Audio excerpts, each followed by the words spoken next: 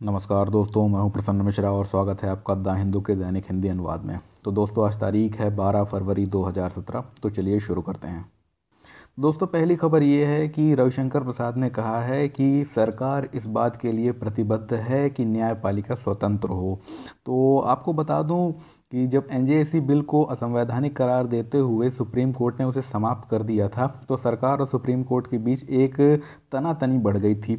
उसी बात का बदला लेने के लिए सरकार ने क्या किया, सरकार ने सुप्रीम कोर्ट में जजों की नियुक्ति को लटका के रखा। क्योंकि दोस्तों है क्या कि जो संस्तुतियां हैं जजों की, वो तो कॉलेजियम भेजता है जो सुप्रीम कोर्ट के जजों का बना होता है। लेकिन दोस्तों, जो अंतिम स्वीकृति है उनकी नियुक्तियों पर, वो केंद्र सरकार को ही देना पड़ता है। तो है क्या कि केंद्र सरकार ने अभी तक लटकाए रखा था, और अभी क्या किया है, केंद्र सरकार ने 5 जजों की नियुक्ति के लिए आदेश जारी कर दिया है। क्योंकि दोस्तों क्या है कि अगर सुप्रीम कोर्ट में जजों की नियुक्ति नहीं होगी तो बाकी बचे जजों पर कार्य का बोझ बहुत ज़्यादा बढ़ जाता है। ठीक, और जब वो उतना कार्य का बोझ नहीं उठा पाते हैं तो इससे क्या होते हैं कि कई सारे बहुत महत्वपूर्ण केस भी पेंडिंग हो जाते हैं। यानी कि ऐसे केस जो कि बहुत जल्दी सॉल्व होने चाहिए थे, जिनका हल निकलना चाहिए था, वो भी जजों की कमी की वजह से पेंडिंग पड़े रहते हैं। तो इससे क्या हो दोस्तों, उससे होता यही कि उससे देश का नुकसान होता है। तो इसलिए सरकार और सुप्रीम कोर्ट को अपने झगड़ों के लिए इस तरीके के काम नहीं करने चाहिए कि जिससे कि देश का नुकसान हो। तो हालांकि सरकार भी इस बात पर नज़र रखे हुए थी, तो वो खाली सुप्रीम कोर्ट को कसना चाहते थे, उनको थोड़ा सा दिखाना चाहते थे कि हमारे पास भी काफ़ी पावर है। तो इस वजह से क्या था कि उन्होंने वो नियुक्तियां रोक के रखी थी, जो कि अब कल उन्होंने जारी कर दी हैं। तो दोस्तों, आपको लगातार एक शब्द पढ़ने के लिए मिल रहा होगा, मेमोरेंडम ऑफ प्रोसीजर, एमओपी। ये क्या है? तो 3-4 बार आपको पहले बता चुका हूँ, फिर से बताता हूँ कि एनजेएसी अधिनियम को समाप्त करने के बाद सुप्रीम कोर्ट के जजों ने खुद ही ये कहा था कि चूंकि हम मानते हैं कि कॉलेजियम सिस्टम का विरोध हो रहा है और इसमें कुछ खामियां भी हैं, लेकिन हम ये चाहते हैं कि हम खुद ही अपने अंदर कुछ ऐसा सुधार करें ताकि लोगों को ये पता चले कि सुप्रीम कोर्ट अपने में बदलाव करना चाहता है। तो उसके लिए क्या था दोस्तों कि मेमोरेंडम ऑफ प्रोसीजर, यानी कि इसका मतलब होता है प्रक्रिया पत्र। तो सरकार ने ये कहा था कि हम आपको एक ऐसा प्रक्रिया पत्र लिख के देंगे जिसमें इन बात की संस्तुतियां होंगी कि सुप्रीम कोर्ट के भीतर किस प्रकार के बदलाव किए जाने चाहिए। ठीक, तो सुप्रीम कोर्ट ने कहा ठीक है, आप उसे लिख करके दीजिए, फिर हम उसमें सोचेंगे कि उसमें क्या संशोधन करने हैं, तत्पश्चात हम उसे अपने ऊपर लागू करेंगे। तो यही था मेमोरेंडम ऑफ प्रोसीजर। लेकिन सच्चाई ये है कि मेमोरेंडम ऑफ प्रोसीजर सरकार ने भेजे हैं 2-3 बार, पर सुप्रीम कोर्ट उस पर सहमति नहीं दे रहा है। हालांकि दोस्तों, यहाँ पे उन्होंने एक बड़ी ही महत्वपूर्ण बात कही। उन्होंने ये कहा एक टीवी चैनल के इंटरव्यू में कि 1993 के पहले तो कॉलेजियम सिस्टम नहीं था। ठीक, 1993 में कॉलेजियम सिस्टम आया। तो जो बार बार सुप्रीम कोर्ट के जज ये कहते हैं कि अगर कॉलेजियम सिस्टम हट गया तो जजों की नियुक्ति में कार्यपालिका का हस्तक्षेप बढ़ जाएगा, और जो सरकार है, खासकर जो प्रधानमंत्री है, तो वो जजों की नियुक्ति अपने तरीके से करने की कोशिश करेगा। यानी कि जजों की नियुक्ति पे उसका पूर्ण रूप से प्रभाव होगा। तो सुप्रीम कोर्ट बार बार इसी बात की दलील देते हुए ये कहता है कि इससे न्यायपालिका की स्वतंत्रता भंग हो जाएगी। लेकिन क्या है दोस्तों कि 1993 के पहले तो क्या था कि जजों की नियुक्ति के मामले में वैसे भी प्रधानमंत्री का हस्तक्षेप होता था। और आपको पता है कि इंदिरा गांधी ने हालांकि 1975 के आसपास एक हस्तक्षेप करके अपने एक मतलब सहयोगी जज को, जो कि उनके पक्ष में थे, उनको 3 सीनियर जजों को सुपरसीड करते हुए क्या किया था, चीफ जस्टिस ऑफ इंडिया बना दिया था। तो हालांकि वो ऐसे भी विवाद हैं पहले, लेकिन दोस्तों ये है कि ऐसा भी नहीं है कि 1993 के पहले जितने भी जजों की नियुक्ति हुई थी जिसमें कि कार्यपालिका का हस्तक्षेप होता था, कि वो सारे के सारे जज खराब नहीं थे। तो इन्होंने यहाँ पर कुछ उदाहरण देते हुए कहा कि जैसे कि पुराने जजों को अगर आप लें तो जस्टिस कृष्णा अय्यर थे, और जस्टिस हिदायतुल्ला थे, और गजेंद्र गटकर थे, पतंजलि शास्त्री थे। तो ये बहुत ही महान जज हुए जो कि उसी व्यवस्था से आए थे जो कि बिना कॉलेजियम के चलती थी। तो ये कहना कि अगर कोई व्यवस्था बिना कॉलेजियम की होगी जजों की नियुक्ति की तो वो खराब होगी, ये बिल्कुल गलत है। तो दोस्तों, अगली खबर ये है कि green drive on blue waters, यानी कि नीले पानी में हरी सवारी। ठीक, तो solar power lights up naval vessel, यानी कि जो नेवल वेसल अर्थात नौसेना का एक जहाज है या पनडुब्बी है, तो उसे अब सोलर पावर से चमकाया जाएगा। यानी कि अब उसमें सोलर पावर का, सौर ऊर्जा का इस्तेमाल किया जाएगा। तो दोस्तों ये क्या है, तो एक नेवल वेसल का मतलब होता है कि नौसेना की कोई भी जहाज़, चाहे वो जहाज़ हो पानी के ऊपर चलने वाली, चाहे पनडुब्बी हो, कुछ भी हो, तो यूजुअली उसे वेसल ही कहा जाता है। ठीक, हालांकि वेसल एक बहुत पुराना शब्द है, जबकि पनडुब्बियाँ नहीं थीं। ठीक, तो उस ज़माने में जहाज़ों को ही वेसल कहा जाता था। और वेसल का दूसरा मतलब पात्र भी होता है, जो बर्तन होता है उसको वेसल कहते हैं। तो दोस्तों चलिए मुख्य खबर पे आते हैं। वो ये है कि एक आईएनएस सर्वेक्षक नाम का क्या है, एक नौसेना का जहाज़ है। तो आईएनएस सर्वेक्षक में दोस्तों अब तक क्या थी, अभी तक इमरजेंसी सिस्टम के लिए उसमें एक 4.4 किलोवाट की एक डीजल इंजन लगी हुई थी। तो दोस्तों इमरजेंसी सिचुएशन वो होती है कि जब इनका जो मेन इंजन होता है अगर वो किसी वजह से काम करना बंद कर दे, तो उस वक्त जहाज़ में बिजली के लिए कोई दूसरा अल्टरनेटिव साधन, इमरजेंसी साधन होना आवश्यक होता है। तो वो इसमें अभी तक जो डीजल इंजन का लगा हुआ था 4.4 किलोवाट का, उसको हटा करके उसके जगह पे कौन सा लगा दिया गया है, अब उसमें एक सोलर सिस्टम यानी कि एक सौर प्रणाली लगा दी गई है, जिसकी की क्षमता कितनी होगी, 5.4 किलोवाट की होगी। तो ये कहा जा रहा है कि ऐसा करने से क्या होगा कि जो प्रतिवर्ष ये 60,225 किलोग्राम का कार्बन उत्सर्जित करता था वो नहीं करेगा, जिससे कि 22,995 लीटर डीजल जो है वो नेवी का बच जाएगा। तो दोस्तों ये बहुत अच्छी बात है कि इससे क्या होगा, इससे प्रदूषण जो है वो कम होगा। ठीक, और दूसरी बात, जो डीजल में खर्चा होता था वो नहीं होगा, क्योंकि जो सोलर पैनल है तो उसको ऊर्जा के लिए किसकी आवश्यकता है, सूर्य के प्रकाश की। तो अब सूर्य के प्रकाश से ही वो ऊर्जा प्राप्त कर लेगा। बाकी इतने बड़े आर्टिकल में कुछ नहीं है, कथा कहानी है। तो दोस्तों यहाँ एक खबर लिखी हुई है कि इंडियाज़ ओन इंटरसेप्टर मिसाइल सोरसाई, यानी कि भारत की खुद की इंटरसेप्टर मिसाइल ने आकाश को छुआ। ठीक, सोरसाई का मतलब होता है आकाश को छूना, आकाश को चूमना इत्यादि। ठीक, तो दोस्तों सबसे महत्वपूर्ण जानना ये है कि इंटरसेप्टर मिसाइल क्या है। तो दोस्तों मिसाइल आप जानते हैं कि दो प्रकार से उपयोग में लाई जा सकती है। या तो मिसाइल को आप यहाँ से लॉन्च करें और वो जा करके उस स्थान को उड़ा दे जिसे कि उड़ाने के लिए उसे छोड़ा गया है। ठीक, दूसरी मिसाइलें दोस्तों ऐसी होती हैं कि मान लीजिए कि कोई मिसाइल आपकी तरफ छोड़ी जाए, आपके देश की तरफ छोड़ी जाए, तो अगर वो आपके देश की ज़मीन तक पहुंच जाती है तो जाहिर तौर पे क्या है कि बहुत ज़्यादा घातक होगी।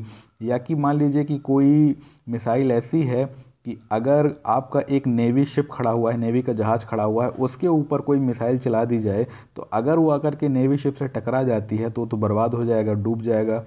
तो अब होता क्या है दोस्तों कि इस मिसाइल को रास्ते में ही रोकने के लिए एक इंटरसेप्टर मिसाइल बनाई जाती है, जो कि जहाज़ से या कि ज़मीन से जहां पर भी हमला किया जा रहा है वहां से निकल करके क्या करती है, उस मिसाइल पे टकरा करके उसको नष्ट कर देती है, जो कि उसको उड़ाने के लिए आ रही है। उसको क्या बोलते हैं दोस्तों, इंटरसेप्टर मिसाइल।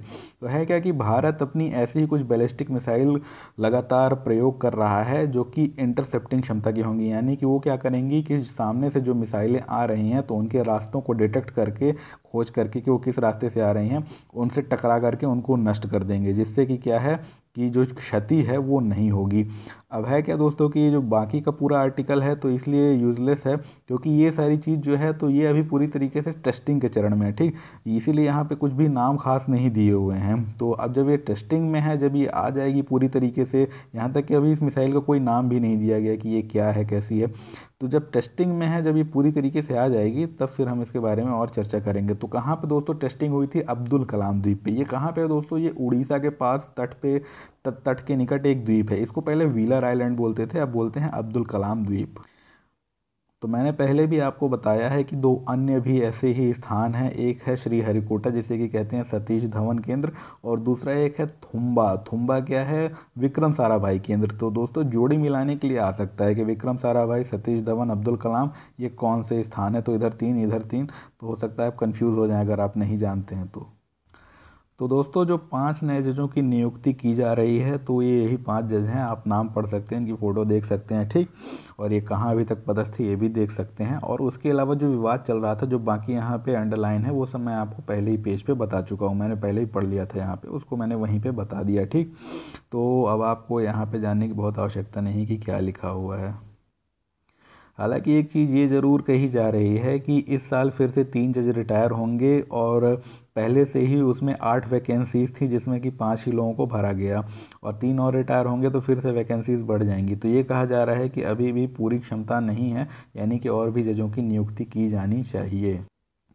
दोस्तों एक खबर है, new immigration order on the cards, यानी कि अप्रवासियों पर कुछ नए आदेश आगे भी जारी हो सकते हैं। ऑन द कार्ड्स का मतलब होता है दोस्तों कि जो कि आने वाला है, जो कि जारी हो सकता है। तो दोस्तों है क्या कि ये तो लगातार हो ही रहा है, और जब ये कुछ ऐसा आदेश जारी करेंगे तब देखा जाएगा, अभी कुछ भी नहीं है, ठीक। और इधर जो पूरा का पूरा एक आर्टिकल दिया हुआ है, इस पर हम पहले भी पूरी चर्चा कर चुके हैं। और यहाँ पे क्या है कि इस आर्टिकल को उन्होंने क्या किया है कि एक हफ्ते में जो कुछ घटनाक्रम है उसे फिर से समराइज़ किया हुआ है। तो दोस्तों यहाँ पे लिखा हुआ है, किनारे एमिड tensions China expels south Korean missionaries, यानी कि तनाव के बीच चीन ने साउथ कोरियाई मिशनरियों को अपने यहाँ से बाहर कर दिया है। तो दोस्तों एक बहुत महत्वपूर्ण आपने नाम सुना होगा कुछ दिन पहले, थार्ड, जिसका नाम है terminal high altitude area defence, ठीक। तो है क्या कि ये डिफेंस सिस्टम किसने बनाया है, ये यूएस का डिफेंस सिस्टम है। और इसको यूएस ने कहाँ लगाया है, इसको लगाया है दक्षिण कोरिया में। तो है क्या दोस्तों कि दक्षिण कोरिया की अगर आप अवस्थिति देखेंगे नक्शे पर, तो ये तो चीन के बिल्कुल ही पास है। और ऐसा माना जा रहा है कि चीन पर ही दबाव बनाने के लिए, उसे प्रतिसंतुलित यानी काउंटर बैलेंस करने के लिए यूएस ने क्या किया है कि दक्षिण कोरिया में अपनी ये तकनीक लगाई है। तो दोस्तों ये आपको बता दूं कि जो दक्षिण कोरिया है तो वो यूएस का बहुत बड़ा समर्थक है, ठीक। तो उसने क्या है कि इस बात की सहमति दे दी थी यूएस को कि वो दक्षिण कोरिया में आकर के अपना थार्ड सिस्टम लगा ले। हालांकि क्या है कि यूएस का ये कहना था कि खुद दक्षिण कोरिया को इस बात की चिंता है कि उसके ऊपर कुछ ऐसा हमला हो सकता है, इसलिए ये हमने लगाया। तो दोस्तों ये क्या है, ये डिफेंस सिस्टम है बेसिकली, यानी कि खुद को बचाने के लिए है। लेकिन है क्या दोस्तों कि अगर कोई भी सिस्टम खुद को बचाने के लिए है तो वो दूसरे को नष्ट भी कर सकता है, क्योंकि क्या है कि जो इसमें मिसाइल्स वगैरह लगी होती हैं तो ज़रूरी नहीं है कि सिर्फ तभी छोड़ी जाए जब इनके ऊपर हमला हो, ये तब भी तो छोड़ी जा सकती हैं जब दूसरे के ऊपर हमला करना हो। तो जैसे कि है कि बंदूक जो है तो वो सिर्फ आपके बचाव के लिए ही नहीं होती है, हो सकता है कि आप उससे सामने वाले पे हमला भी कर दें। वैसे ही थार्ड है कि थार्ड का नाम जरूर डिफेंस सिस्टम है, पर आवश्यक नहीं है कि सिर्फ डिफेंस का ही काम कर सकता है, ये ऑफेंस यानी कि हमले का भी कार्य कर सकता है। उसी बात से चीन चिंतित है। तो दोस्तों यहाँ पे जो पाकिस्तान पे खबर आ रही है, तो सेम खबर 6-7 दिन पहले छपी हुई थी, थोड़े छोटे में छपी थी, आज बड़े में छपी है, ठीक। और मैंने आपसे तब पूरा डिस्कस किया था, और मैं बता रहा हूँ कि जब तक डोनाल्ड ट्रंप इस पर कोई खुद से निर्णय नहीं लेते हैं तो ऐसी खबरों का कोई मोल नहीं है। तो दोस्तों यहाँ पे मैंने आपको कल तुर्की के बारे में जो कुछ बताया था, तो वो जो बिल है तो उस पर हस्ताक्षर हो गए हैं और 16 अप्रैल को जनमत संग्रह किया जाएगा। और अगर ये जनमत संग्रह पे वहाँ की जनता मुहर लगा देती है तो जो एर्दोगान साहब हैं तो वो 2029 तक के लिए वहाँ पे सबसे शक्तिशाली व्यक्ति बन जाएंगे, ठीक। तो यहाँ पे हालांकि उनके समर्थक ये कह रहे हैं कि ये guarantee of the stability at the time of turmoil, यानी कि उथल पुथल के दौर में स्थिरता की गारंटी वाला कार्य होगा। लेकिन दोस्तों है क्या कि किसी भी व्यक्ति को इतने लंबे वक्त के लिए, खासकर लोकतांत्रिक देश में इतने लंबे वक्त के लिए अपना राष्ट्रपति चुन लेना एक तरीके से ठीक नहीं होता। हालांकि सिर्फ राष्ट्रपति ही नहीं होंगे, एक तरीके से सर्वे सर्वा, यानी कि उनके पास जितनी भी ताकतें होती हैं केंद्रित होकर उन्हीं के हाथों में चली जाएंगी। तो दोस्तों मैं आपको बता दूं कि अभी तक कैसा व्यवस्था था तुर्की में, संसदीय यानी कि पार्लियामेंट्री सिस्टम था, और उसे ख़त्म करके एक अध्यक्षात्मक शासन व्यवस्था यानी प्रेसिडेंसी सिस्टम लाया जा रहा है। और ऐसा भी प्रेसिडेंसी सिस्टम नहीं कि जिसमें कि जो राष्ट्रपति की ताकतें हैं वो सीमित हों, बिल्कुल समझिए कि असीमित प्रकार से राष्ट्रपति की ताकतों को बना देने वाला ये एक जनमत संग्रह करवाया जाने वाला है। तो देखिए दोस्तों, अगर 16 अप्रैल को ऐसा हो जाता है तो फिर तो एक बड़ा परिवर्तन तुर्की में देखने में आएगा। दोस्तों अगली खबर ये है कि Tsipras fires warning at IMF Germany, यानी कि जो ग्रीस के प्रधानमंत्री हैं एलेक्सिस सिप्रास, तो उन्होंने आईएमएफ और जर्मनी की भर्त्सना की है कुछ मामलों को लेकर। अब दोस्तों ये पूरा मामला क्या है, तो ये दोस्तों ग्रीस का जो मामला है काफ़ी उलझा हुआ मामला है। मामला ऐसा है कि ग्रीस ने क्या किया कि काफ़ी सारा कर्जा लेकर के पहले अपने यहाँ लोगों के जीवन स्तर को बढ़ाया, ठीक। अब ये सारी जो मैं खबर आपको बताने वाला हूँ ये कहीं लिखी नहीं है इसमें, ठीक, लेकिन बैकग्राउंडर आपके लिए जानना आवश्यक है। तो वो सारा कर्जा जब ग्रीस ने लिया तो उसको उसने कहाँ खर्चा किया, अपने उपभोग में। तो दोस्तों जब उपभोग में खर्च हुआ वो सारा कर्जा, तो उससे क्या होता है, उससे ये होता है कि लोगों का जीवन स्तर तो बढ़ जाता है, लेकिन आपकी रीपेमेंट की कैपेसिटी यानी कि उस कर्जे को चुका पाने की क्षमता क्षमता थोड़ी बढ़ती है। यानी कि अगर आप उस कर्जे को लें, अपने यहाँ इन्वेस्ट करें, उससे उद्योग खोलें या कि उसको सर्विस सेक्टर में लगाएं, जिससे कि औद्योगिक क्षेत्र या सर्विस सेक्टर की बढ़ोतरी हो, उससे क्या होगा, उससे रेवेन्यू जनरेट होगा, यानी कि उससे पैसा बनेगा। और जब वो पैसा बनेगा तो आप उससे अपनी किस्तें भी चुका पाएंगे, ठीक, और पुराना जो मूलधन है वो भी चुका पाएंगे। तो लोन चुका पाने की क्षमता ही तभी आप विकसित कर पाते हैं जब आप उस लिए गए लोन को सही तरीके से इन्वेस्ट करें। लेकिन अगर आप लिए गए लोन को उपभोग कर लेंगे तो आप क्या चुकाएंगे? उससे आपका जीवन स्तर तो बढ़ जाएगा लेकिन आप लोन नहीं चुका सकते। तो ग्रीस ने यही किया, पहले जम करके लोन लिया और बाद में उन्होंने क्या कहा कि हमारे पास चुकाने के लिए पैसा नहीं है।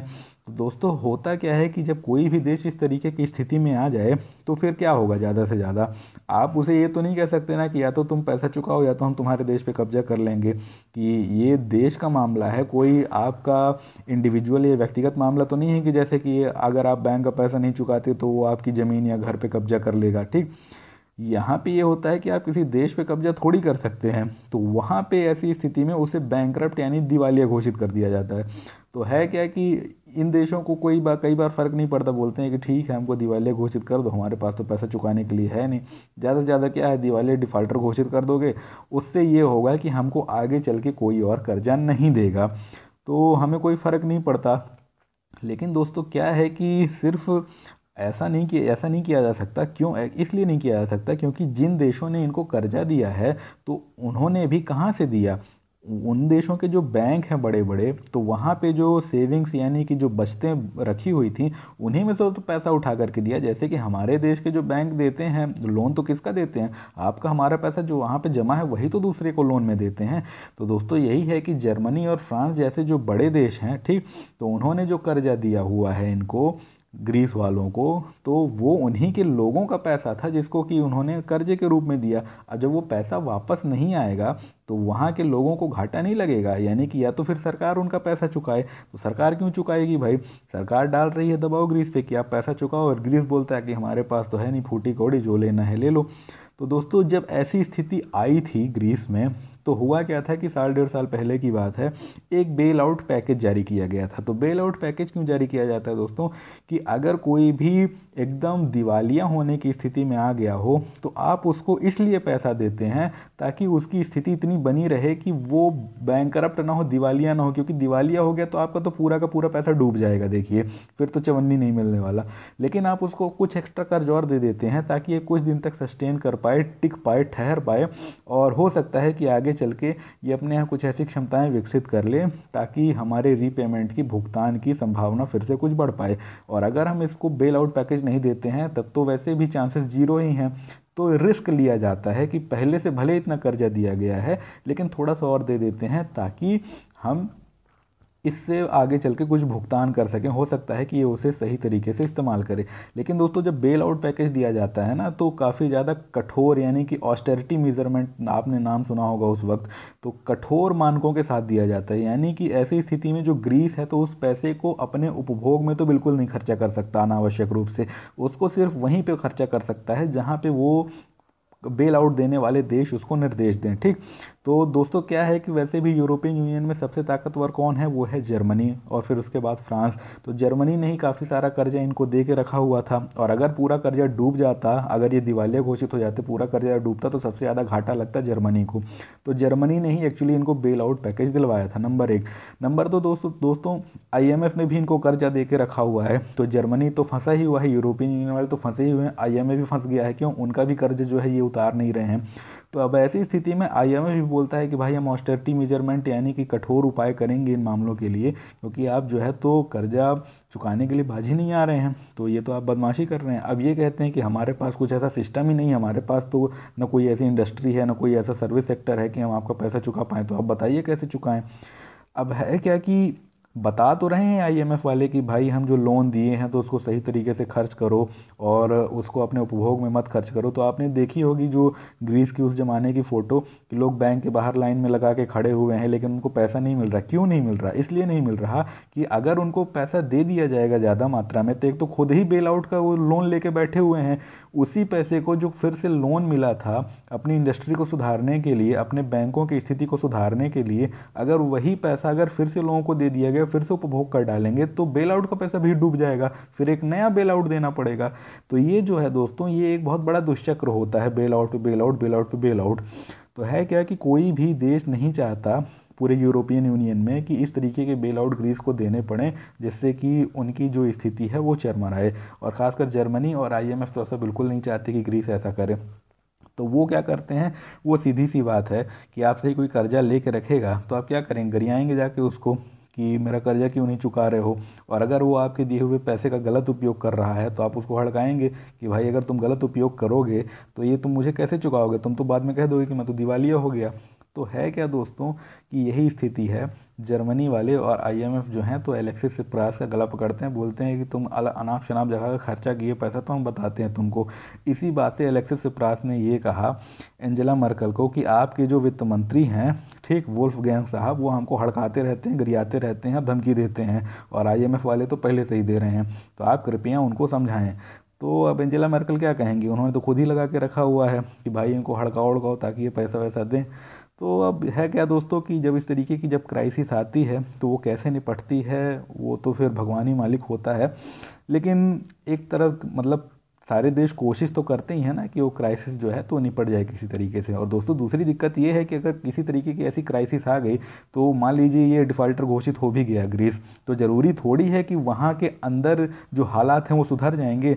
हो सकता है कि धीरे धीरे लोग सरकार के खिलाफ वहाँ विद्रोही होने लगें तो वहाँ पे गुट बना लें, गुट बना करके हमले करने लगें। तो जैसे यमन और सीरिया में हालात हैं तो ग्रीस में भी उत्पन्न हो जाएंगे। और अगर ऐसे हालात हो गए तो सबसे ज़्यादा खटिया किसी खड़ी होगी, पूरे यूरोपियन यूनियन की खड़ी होगी। तो वो नहीं चाहते हैं कि कोई ऐसी भयंकर समस्या आगे चल के ग्रीस में उत्पन्न हो जाए, इसलिए वो चाहते हैं कि इनको बेल वेल आउट देते रहो और इन पर कुछ थोड़ा सा दबाव बना के रखो ताकि ये अपनी समस्या से उबर सकें। तो दोस्तों यहाँ पे बिजनेस वाले पेज में आते हैं, bank in position to cut lending rates further, Patel यानी कि उर्जित पटेल ने कहा है कि बैंक ऐसी स्थिति में हैं कि वो अपनी ब्याज दरों को और ज़्यादा कम कर सकते हैं। तो यहाँ पे दोस्तों उन्होंने ये कहा कि जो कासा है CASA यानी कि करंट अकाउंट सेविंग अकाउंट है, तो उसमें इतना ज़्यादा पैसा डाला जा चुका है कि अगर बैंक चाहें तो अपनी रेट्स को और भी कम कर सकते हैं, क्योंकि इस समय उनके पास काफ़ी ज़्यादा मात्रा में क्या है, पैसा है, लिक्विडिटी है। तो वो चाहें तो अभी अपनी रेट्स कम कर सकते हैं। हालांकि दोस्तों कई सारे बैंकों ने अपनी अपनी मजबूरियां बताई हैं और कहा है कि हम रेट कम नहीं कर सकते क्योंकि आपने तो खुद भी रेपो रेट कम नहीं किया। अगर आप रेपो रेट कम कर देते तो हो सकता है कि हम रेट कम कर दें, लेकिन आपने रेपो रेट कम नहीं की तो हम अब रेट नहीं कम करने वाले। दोस्तों यहाँ पे थोड़ा सा किसकी बात चली थी, बैड लोन्स यानी कि NPAs की।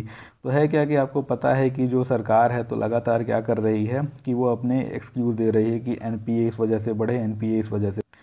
तो यहाँ पे फिर से क्या है कि RBI और फिनांस मिनिस्टर ने फिर से एक तर्क दिया है। उन्होंने ये कहा कि दरअसल पे ये जो NPA हैं ये आज के NPA नहीं है, ये 2011-12 के पहले जो कोई भी लोन दिए गए थे उनकी वजह से बने हुए NPA हैं। तो एक दोस्तों प्रोजेक्ट होते हैं जिसे कहते हैं लॉन्ग जेस्टेशन प्रोजेक्ट। तो दोस्तों ऐसे प्रोजेक्ट जिन पे पैसा अभी लिया जाता है लेकिन इंडस्ट्री खड़ी होने में 4 साल लगता है, फिर उसको शुरू होने में 1-2 साल और लगता है, तो ले दे करके जब इंडस्ट्री चालू होने लायक होती है, ऑपरेशनल होने लायक होती है, तब जा कर के पता चलता है कि वो फ़ायदे में चल रही है कि घाटे में चल रही है, और उसका लिया हुआ पैसा फिर 5-6 साल बाद जा कर के NPA बनता है। तो दोस्तों इस तरीके की कंपनियों या प्रोजेक्ट्स को क्या कहते हैं, लॉन्ग जेस्टेटिंग प्रोजेक्ट्स। तो अब है क्या कि इनका यही कहना है कि कई सारी ऐसी कंपनियां थीं कि उन्होंने 2011-12 के पहले लोन लिया था। अब वो क्या है कि उन कंपनियों का जो लाभ है वो बहुत अच्छा नहीं है और कई सारी उनमें से कंपनियां घाटे में चली गई हैं। तो अब उन कंपनियों के घाटे में चले जाने की वजह से अभी जा कर के उनका NPA सामने आ रहा है। तो उनका एक तरीके से ये कहना था कि भाइयों ये दरअसल पे UPA के ज़माने का लोन है जो कि NDA के ज़माने में क्या हो रहा है उभर करके सामने आ रहा है। हमने ये गलत लोन नहीं दिए थे, ये UPA वालों ने दिए थे। तो अब आप उनसे जा कर के पूछो कि उन्होंने ऐसे लोन क्यों दिए थे। तो दोस्तों यही पूरी कहानी है। और जो इलेक्टोरल बॉन्ड है तो इसके बारे में आपको बता दूं कि जब तक RBI अधिनियम में संशोधन नहीं होगा तो ये इलेक्टोरल बॉन्ड्स जारी नहीं हो सकते। ऊपर से इनके बारे में अभी तक कोई सूचना ना तो अखबार में छपी है कि ये क्या होंगे, किस तरीके से होंगे। थोड़ी बहुत छपी थी जो कि मैंने आपको बताई, उससे ज़्यादा यहाँ पर कोई खबर नहीं है। तो जब ये आ जाएगा अच्छी तरीके से तो इसके बारे में हम चर्चा आगे करेंगे। तो दोस्तों यहाँ पे लिखा हुआ है कि gender of foetus can affect pregnant women's immunity, says study, यानी कि गर्भवती औरतों की प्रतिरक्षी क्षमता या इम्यूनिटी जो है तो उनके पेट में पलने वाले बच्चे के लिंग पर निर्भर करती है। तो दोस्तों जो फीटस होता है, तो फीटस मतलब होता है भ्रूण, तो इसको फीटस बोलते हैं। स्पेलिंग जो है तो उससे आप कंफ्यूज मत होइएगा, इसको फीटस बोलते हैं, ठीक। तो दोस्तों है क्या कि यहाँ पर इन्होंने एक प्रयोग किया था और उन्होंने ये पाया कि जो गर्भ में भ्रूण होता है उसका क्या लिंग है, इस बात का असर इस बात पे पड़ता है कि वो जो औरत जिसके गर्भ ठहरा है वो उस पर कैसी प्रतिक्रिया देगी। तो है क्या कि दोस्तों एक वहाँ पे टेस्ट किया गया, उसमें क्या पाया गया, हाइटेंड इन्फ्लेमेटरी रिस्पॉन्स। तो इन्फ्लेमेटरी रिस्पॉन्स क्या होता है दोस्तों, जैसे कि कोई शरीर में फोड़ा वोड़ा हो गया या कहीं पे आपको चोट वोट लग गई तो एक सूजन सी आ जाती है जिसे कहते हैं इन्फ्लेमेशन, ठीक। तो दोस्तों ये सूजन या इन्फ्लेमेशन क्यों होती है, जैसे ही आपको कोई चोट वोट लगती है ना, तो वैसे ही क्या होता है कि जो शरीर का प्रतिरक्षी तंत्र होता है वो तुरंत सक्रिय हो जाता है और उस इलाके से जहाँ पे चोट वगैरह है, धक्का या संक्रमण कुछ भी हुआ है, तो वहाँ पे क्या करता है कि जो ब्लड वेसल्स यानी कि रक्त नलिकाएं हैं जो बहुत पतली पतली होती हैं, जो उस स्थान से निकलती हैं, तो वहाँ पर वो कई सारे द्रवों को उस विशेष क्षेत्र में क्या करती हैं, रिलीज़ करने लगती हैं, निकालने लगती हैं। अब जब उस स्थान की कोशिकाओं में लगातार वो द्रव भरने लगता है तो उस स्थान की कोशिका और जो ऊतक होते हैं वो फैल जाते हैं, जिसकी वजह से वो स्थान फूला हुआ नज़र आता है। उसे ही कहते हैं क्या, इन्फ्लेमेशन या कि सूजन। तो उनका ये कहना है कि जो बच्चियां होती हैं यानी कि जो गर्ल चाइल्ड होती हैं, तो जो कन्या भ्रूण होता है उसकी वजह से थोड़ी सी ज़्यादा इन्फ्लेमेशन होती है, और जो बच्चे का मतलब कि बालक भ्रूण होता है तो उसकी वजह से जो इन्फ्लेमेशन है वो कम होती है। तो उनका कहना है कि चूँकि कन्या भ्रूण जब होता है पेट में तो कई बार जो माएँ हैं तो उनको कुछ विशेष प्रकार की समस्याएं होती हैं, जैसे कि जो अस्थमा इत्यादि है तो उसमें एक्सेसबरेटेड हो जाती हैं। यानी कि एक्सेसबरेटेड का मतलब ये है कि वो थोड़ी सी और बुरी हो जाती हैं, यानी कि जैसे अस्थमा में पहले कम खांसी आती थी तो ज़्यादा खांसी आती है, यही कुछ और भी इस तरीके की समस्याएं उत्पन्न हो जाती हैं। हालांकि ऐसा नहीं है कि अगर उसमें नर बच्चा है यानी कि अगर बालक है भ्रूण में तो ये समस्याएं नहीं होती हैं, लेकिन जब उसमें कन्या भ्रूण होता है तो थोड़ी सी समस्याएं बढ़ जाती हैं। हालांकि इसका ये मतलब बिल्कुल नहीं है कि पेट में कन्या भ्रूण नहीं होना चाहिए। तो ये तो देखिए वैसे भी क्या है कि अभी एक रिसर्च है, पूरी तरीके से कोई भी रिसर्च को माना नहीं जाता। मैं आपको बताता हूँ कि अभी तो क्या है कि अभी तो यूएस ने एक रिसर्च की है, तो जब ये यहाँ पे सक्सेस होगी ना तो आगे चल के 8-10 देश और भी इस पर रिसर्च करेंगे। तो जब तक पूरी कन्फर्मेशन नहीं आ जाती है तब तक किसी भी चीज़ को पूरी तरीके से प्रमाणित नहीं माना जाता है। तो ये तो क्या है कि ये तो अभी एक पहली चीज़ है, ठीक। तो यहाँ पर एक कुछ तकनीकी शब्द दिए हुए हैं, यहाँ उनको बारे में बताता हूँ। तो दोस्तों ये आपको बता दूं कि शरीर के अंदर एक विशेष प्रकार का पदार्थ होता है, प्रोटीन होता है, उसे क्या बोलते हैं, उसे बोलते हैं साइटोकाइन। तो है क्या कि जब किसी व्यक्ति के शरीर में ज़्यादा सूजन आ जाती है तो यानी कि जहाँ पे ज़्यादा सूजन आई है तो वहाँ पे साइटोकाइन का स्रवण ज़्यादा हुआ है, वहाँ पे साइटोकाइन ज़्यादा निकला है। और अगर दो लोगों को बराबर चोट लगती है, लेकिन बराबर चोट लगने के बावजूद एक व्यक्ति के शरीर में सूजन ज़्यादा आती है, दूसरे के शरीर में सूजन कम आती है, तो जिसके शरीर में सूजन ज़्यादा आई है तो इसका मतलब सीधा है कि उसके शरीर में साइटोकाइन का स्रवण ज़्यादा हुआ है, ठीक। तो यहाँ पर ये कहा गया कि जब महिलाओं का टेस्ट किया गया, तो गर्भवती महिलाओं का टेस्ट किया गया, तो ये पाया गया कि उनके साइटोकाइन लेवल में यानी साइटोकाइन के स्तर में कोई विशेष फर्क नहीं है। उसके बावजूद भी जब उन महिलाओं की प्रतिरक्षी कोशिकाओं को एक बैक्टीरिया के साथ संपर्क में लाया गया तो ये पाया गया कि जब बैक्टीरिया ने उसे इन्फेक्ट किया यानी कि बैक्टीरिया ने उसे संक्रमित किया, तो ये पाया कि जिन महिलाओं के भ्रूण में कन्या थी तो उनमें ज़्यादा सूजन आई उन कोशिकाओं में, बजाय कि उन कोशिकाओं के जिन कन्या महिलाओं के भ्रूण में जो नर बच्चा था। यानी कि ये पाया गया कि जो कन्या भ्रूण थे तो उनमें जो इम्यून सेल्स थी यानी प्रतिरक्षी कोशिकाएं थी उनमें ज़्यादा सूजन पाई गई। और यही वजह एक उन्होंने बताई कि जो महिलाएं गर्भवती होती हैं कन्या भ्रूण के साथ तो कभी कभार थोड़ा सा उनके शरीर में जो सूजन इत्यादि की समस्या है वो बढ़ जाती है। तो दोस्तों कुल मिलाकर के इस प्रकार से आज के द हिंदू का दैनिक हिंदी अनुवाद पूर्ण रूप से समाप्त होता है। तो कल फिर से मिलेंगे, तब तक के लिए धन्यवाद, शुभ रात्रि, जय।